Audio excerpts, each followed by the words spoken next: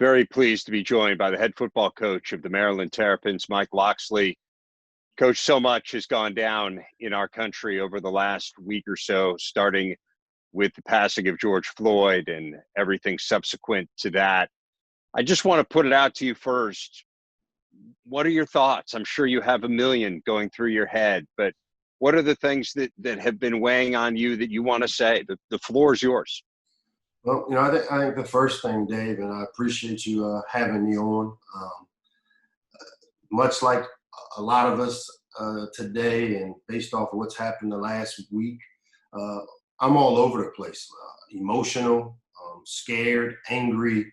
I'm concerned. But as a parent, the first thing that always comes to mind are my children. And I'm not just talking to the Mike Juniors, the Kai Locksleys, or the Coreys, but my 105 football children that I'm completely invested in and responsible for. And I can tell you there's been a lot of sleepless nights this past week with trying to, not be emotional. I learned that one of the things I can remember from, Nick Saban, he always talked about don't be emotional. Don't make decisions when you're emotional, kind of take a step back. And it took me about 5 days from seeing the video of George Floyd's death and for me to even be able to put into words how I was feeling. So I knew if it was that tough for me that I had to, kind of put football at the back of the line for me and our football family and find out where our players were. So for us, Monday's team meeting was all about their emotional stability, where they were. I saw a bunch of the things that went across their social medias over the weekend, and it was really important for us to give them a platform or a voice to be heard, while at the same time, as a parent, trying to help them navigate these emotions and these feelings that they all had, black, white, brown. Our football family is a microcosm of society, but the difference is we kind of all have the same family name. So we spent Monday and Tuesday, for the most part, just checking on their welfare and where they were from a mental standpoint and giving them a platform and the ability to communicate to us as coaches and me as the leader where they were, find out what they wanted to do, how they wanted to respond. And it was very rewarding for me as the leader of the Maryland family that, these kids came out with a unified statement that they wrote. Were there a couple of thoughts that really resonated with you that your players shared? Yeah, the first one to me was the leadership group came to me and they said, Coach, we want to come out with a unified. We always talk about team and family. Well, we don't want 105 guys putting out their individual statements.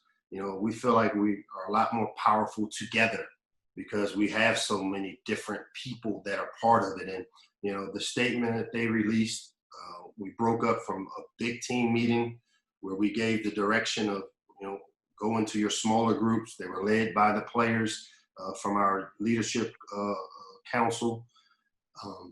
Each of these groups came up with the statements, the words, the emotions, the feelings. But the thing I was so much more proud about was they also wanted to be a part of the solution.